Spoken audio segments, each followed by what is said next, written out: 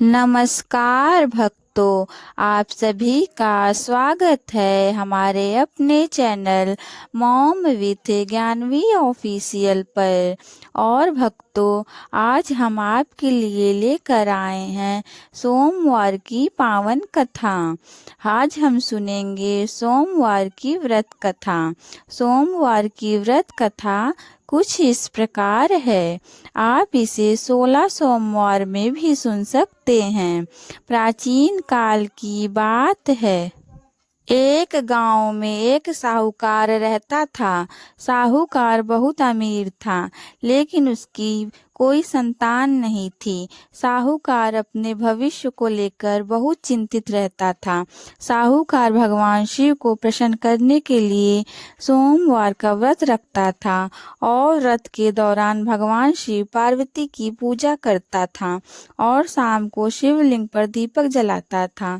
साहूकार की पूजा अर्चना को देखकर एक दिन माता पार्वती ने भगवान शिव से कहा कि हे प्रभु, यह साहूकार आपका परम भक्त है। प्रति सोमवार को विधि विधान से आपकी पूजा करता है।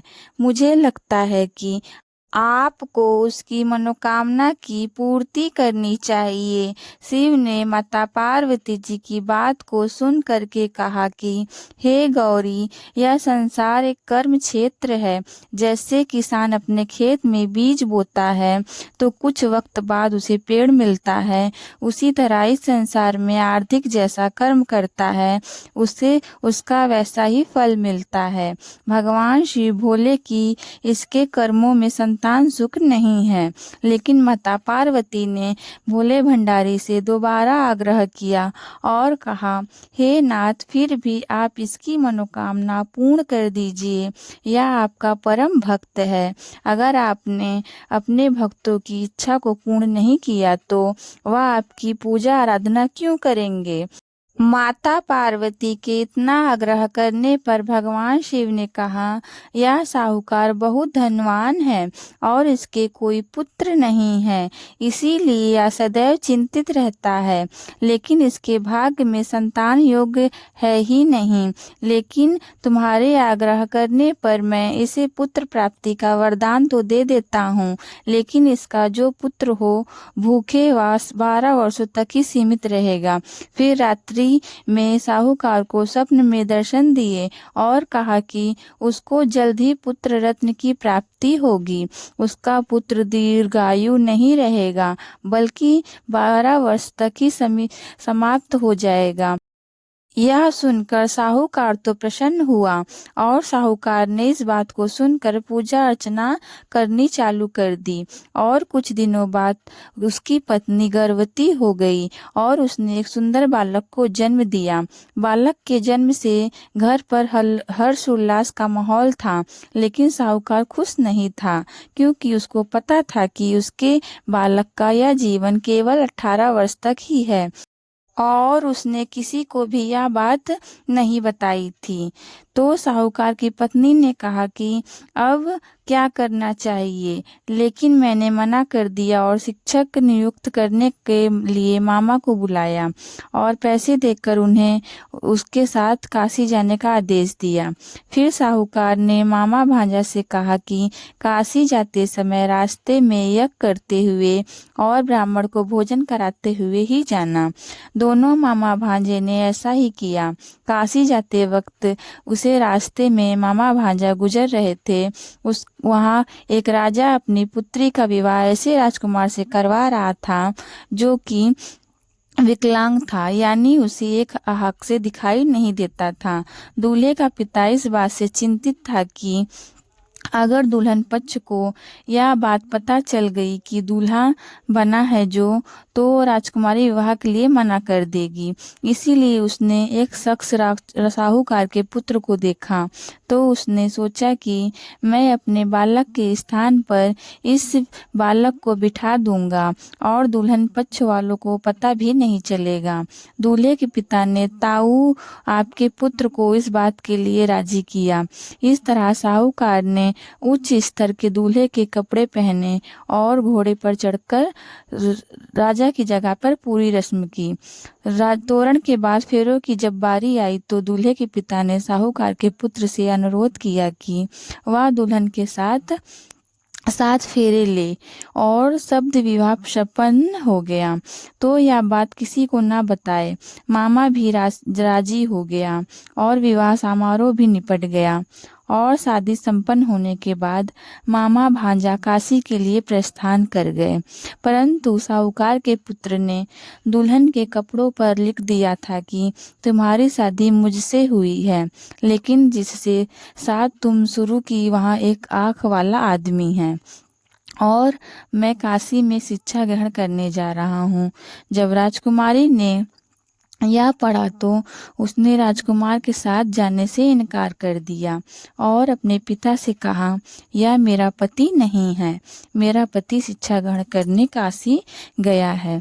जब सारी जगह यह बात फैल गई तो मजबूरी में दूल्हे के पिता को सारी बात बतानी पड़ी, और दुल्हन के पिता ने भी अपनी बेटी को भेजने से इनकार कर दिया। इधर मामा भांजा दोनों काशी पहुंच गए और बालक शिक्षा ग्रहण करने लगा, और मामा ने यज्ञ करवाना शुरू कर दिया। सप्ताह शुक्र का पुत्र 12 साल का हो गया तो एक दिन अपने मामा से बोला कि उसकी तबीयत ठीक नहीं है और वह सोने अंदर जा रहा है। तत्काल पुत्र अंदर सोने गया और उच्च मृत्यु हो गई।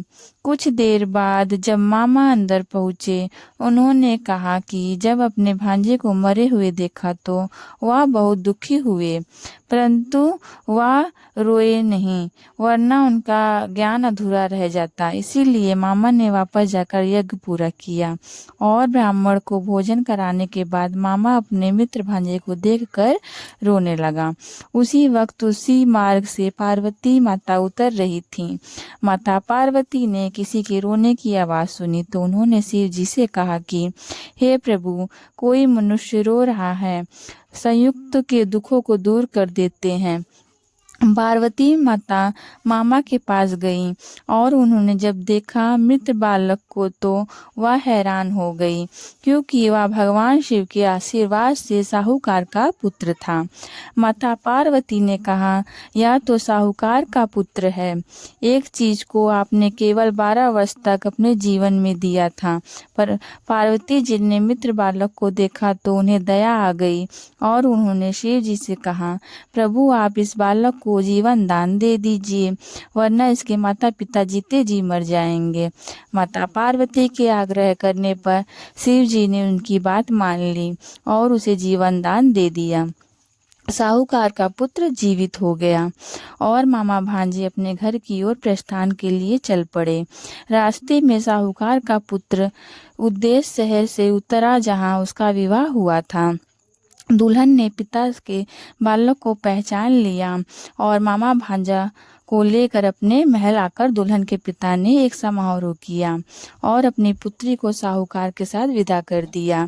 जब साहूकार का बालक अपने घर पहुंचा तो उसके माता पिता छत पर बैठे थे और सोच रहे थे कि अगर उनका पुत्र सही सलामत वापस नहीं लौटा तो वे दोनों भी किसी छत से कूदकर अपनी जान दे देंगे।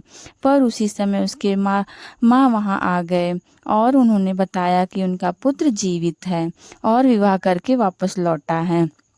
तत्काल उन्होंने अपने बालक को जीवित देखा तो खुशी से उनका स्वागत किया और साहूकार का पूरा परिवार खुशी खुशी अपना जीवन बिताने लगा। जैसे भोलेनाथ ने इस परिवार पर कृपा करी, ऐसी कृपा भगवान हम सब पर करें। तो दोस्तों, आपको सोमवार व्रत कथा कैसी लगी हमें कमेंट बॉक्स में ज़रूर बताएं। आज की यह कथा आपके लिए कैसी रही ये हमें आप लोग ज़रूर बताएं। तो हमारे channel mom with Gyanvi official को सब्सक्राइब करना ना भूलें और पास वाले बेल आइकन को दबाना ना भूलें, ताकि जल्द से जल्द हमारी सारी वीडियो आप तक पहुंच सके। फिर मिलते हैं ऐसी एक और धार्मिक वीडियो के साथ। तब तक के लिए आप सबका बहुत बहुत धन्यवाद। आपका दिन मंगलमय हो। भगवान शिव और माता पार्वती की कृपा आप सब पर सदैव बनी रहे। हर हर महादेव।